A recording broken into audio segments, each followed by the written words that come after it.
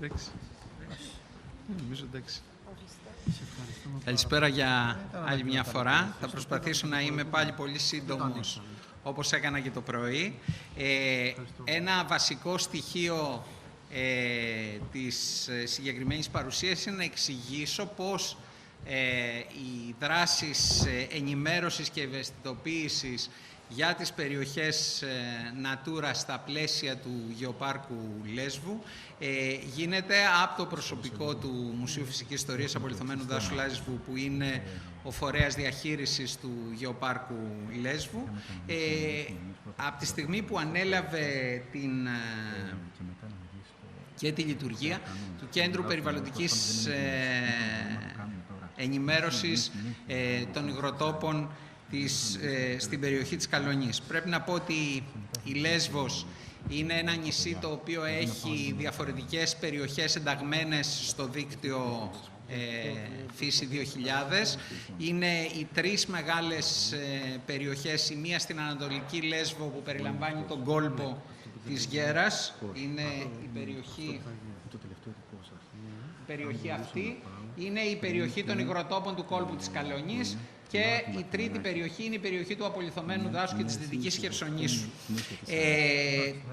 Η Λέσβος διαθέτει εξαιρετικά σημαντικά οικοσυστήματα και είναι το νησί με το μεγαλύτερο αριθμό υγροτόπων. Αυτό την έχει καταστήσει έναν πολύ σημαντικό προορισμό για δράσεις ορνηθοπαρατήρησης στην Ελλάδα αλλά και διεθνώς, και κάθε άνοιξη και φθινόπωρο, ειδικά πριν από την εκδήλωση της κρίσης, μεγάλος αριθμός ξένων παρατηρητών ερχόταν στη Λέσβο. Ωστόσο, ο πληθυσμός, γενικά είχαμε παρατηρήσει ότι τοπικός πληθυσμός δεν είχε εμπλοκή σε αυτές τις δραστηριότητες. Γι' αυτό θεωρήσαμε ότι είναι πολύ σημαντικό σαν γεωπάρκο να αναλάβουμε δράσεις προκειμένου να υπάρξει ευαισθητοποίηση και του τοπικού πληθυσμού, γιατί υπήρχαν μια σειρά προβλήματα υποβάθμισης των υγροτόπων από διάφορες δράσεις, και βέβαια ο καλύτερος τρόπος για να γίνει μπορέσει να υπάρξει αυτή η ευαισθητοποίηση είναι ακριβώς να μιλήσουμε περισσότερο στα παιδιά. Γι' αυτό το λόγο, σε όλες τις προστατευόμενες περιοχές, ξεκινώντας από την περιοχή του Απολιθωμένου Δάσου και πηγαίνοντας στις περιοχές των υγροτόπων, εφαρμόζουμε ένα πρόγραμμα το οποίο χρηματοδοτείται από το Περιφερειακό Επιχειρησιακό Πρόγραμμα Βορείου Αιγαίου, με στόχο την ευαισθητοποίηση των νέων αλλά και του τοπικού πληθυσμού. Όπως σας είπα, οι υγρότοποι η Λέσβος είναι ένα νησί που διαθέτει ένα πολύ μεγάλο αριθμό υγροτόπων, και οι δράσεις επικεντρώνονται ακριβώς στις περιοχές του δικτύου Φύση 2000. Οι δράσεις βέβαια δεν απευθύνονται μόνο στα σχολεία. Έχουμε και δράσεις ενημέρωσης της τοπικής κοινωνίας και των επισκεπτών. Εδώ βλέπετε από τις υπαίθριες εκδηλώσεις που γίνονται κατά τους καλοκαιρινούς μήνες, που έχουμε και το μεγαλύτερο αριθμό τοπικού πληθυσμού στις περιοχές της Δυτικής και Κεντρικής Λέσβου, με μεγάλη συμμετοχή κοινού, όπου για πρώτη φορά ακούν για την σημασία των υγροτόπων, αλλά και για τα είδη των πληθυσμών των πουλιών που ζουν σε αυτούς τους χώρους. Επίσης γίνεται συστηματική ενημέρωση στον φορέων της τοπικής αυτοδιοίκησης αλλά και των φορέων τουρισμού για το πόσο σημαντική είναι η ανάδειξη των προστατευόμενων περιοχών για την ενίσχυση της ορνηθοπαρατήρησης και του ορνηθοτουρισμού, που είναι μια πάρα πολύ σημαντική μορφή τουρισμού.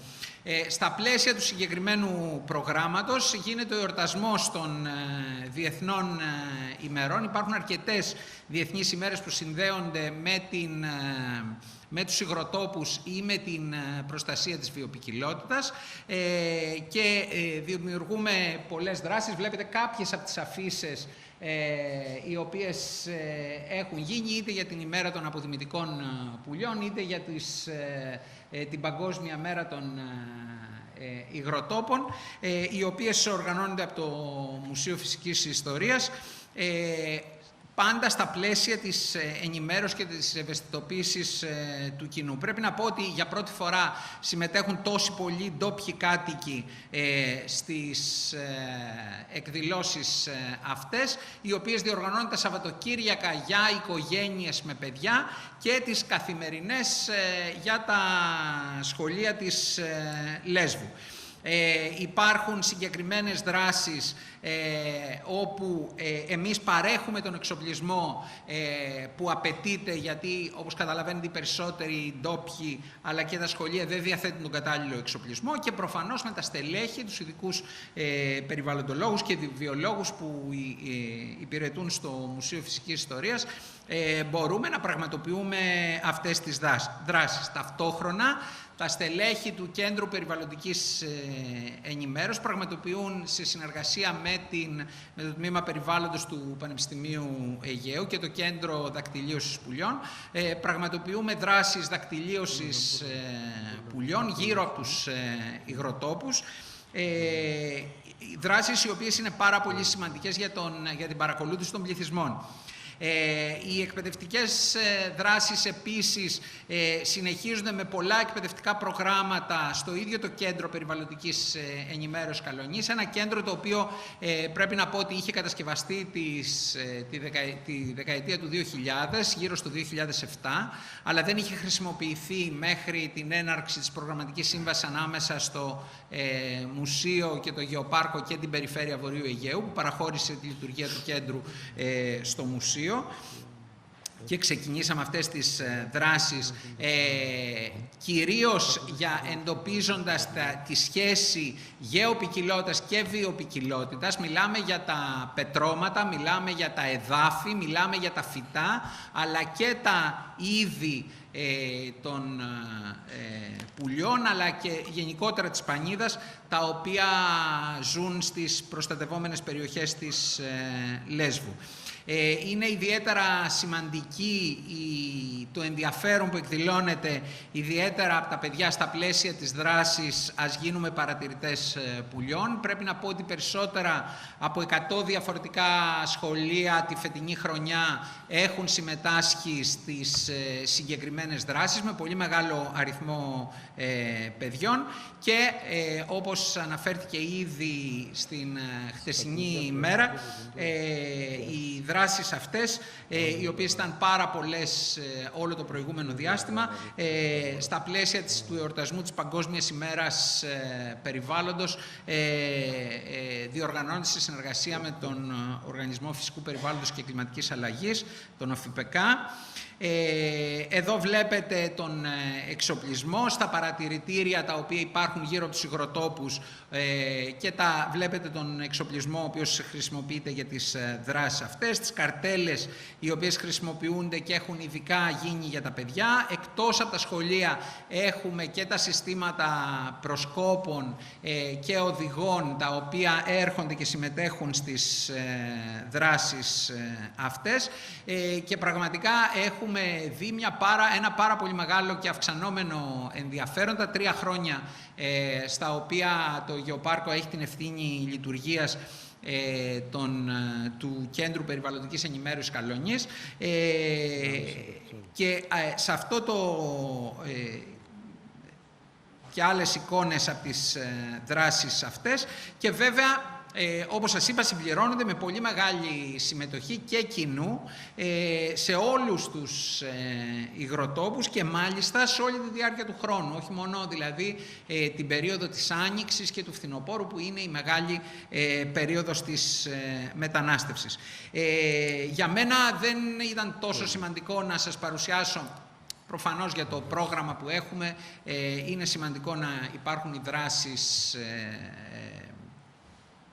η ανάδειξη των δράσεων αυτών στα πλαίσια της δημοσιότητας του έργου του ΕΣΠΑ. Αλλά το πιο σημαντικό για μένα, το οποίο αξίζει τον κόπο να το έχουμε όλοι υπόψη μας, είναι ότι τα γεωπάρκα από τη στιγμή που ιδρύονται και έχουν αυτή την ολιστική θεώρηση για το φυσικό περιβάλλον και την πολιτιστική κληρονομιά, μπορούν σταδιακά να αναλάβουν και την ευθύνη λειτουργίας και άλλων δομών, όχι μόνο αυτές που αναφέρονται μουσείων και κέντρων ενημέρωσης που αφορούν την γεωπικιλότητα και την προστασία της γεωλογικής κληρονομιάς, αλλά να είναι ιδιαίτερα αποτελεσματικά και στη λειτουργία δομών, οι οποίες μπορεί να έχουν δημιουργηθεί από διάφορα χρηματοδοτικά μέσα, αλλά γνωρίζουμε πάρα πολύ καλά ότι η Ελλάδα είναι γεμάτη από τέτοιες δομές, οι οποίες, γιατί να το κρύψουμε άλλωστε, απλά δεν λειτουργούν.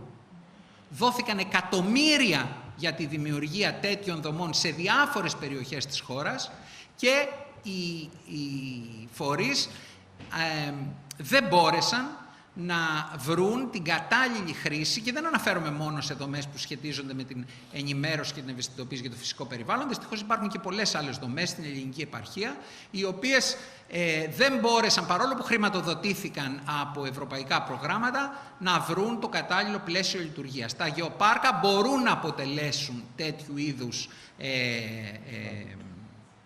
διεξόδους, προς όφελος, σε μια win-win σχέση ανάμεσα στις περιφέρειες ή τους δήμους που έχουν την ευθύνη των εγκαταστάσεων αυτών.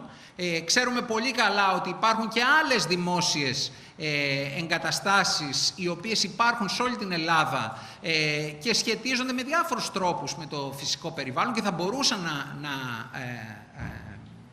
αποτελέσουν ένα ουσιαστικό μοχλό για τη σύνδεση των τοπικών κοινωνιών με το φυσικό περιβάλλον και να είναι αποτελεσματικές, και γι' αυτό το λόγο θεωρώ ότι τα γεωπάρκα μπορεί να παίξουν ένα καθοριστικό ρόλο προς αυτή την κατεύθυνση.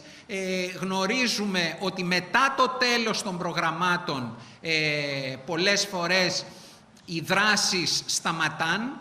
Τα γεωπάρκα έχουν αποδείξει, τα περισσότερα έχουν ξεκινήσει μέσα από δράσεις που χρηματοδοτήθηκαν κάποια στιγμή από κάποια ευρωπαϊκά προγράμματα, αλλά αυτό δεν ήταν ένα αποτέλεσμα, δεν είχε σαν αποτέλεσμα με το τέλος της χρηματοδότησης να εγκαταλειφθούν αυτές οι δομές, και νομίζω ότι καταλαβαίνετε πάρα πολύ καλά τι εννοώ και πόσο σημαντικό είναι αυτό. Υπάρχουν προγράμματα που τελειώνουν, αλλά τα γεωπάρκα είναι πάντα εδώ για να συνεχίσουν τη δράση και να πιάσουν τόπο τα χρήματα τα οποία επενδύονται για υποδομές οι οποίες διαφορετικά δεν θα είχαν μέλλον. Σας ευχαριστώ.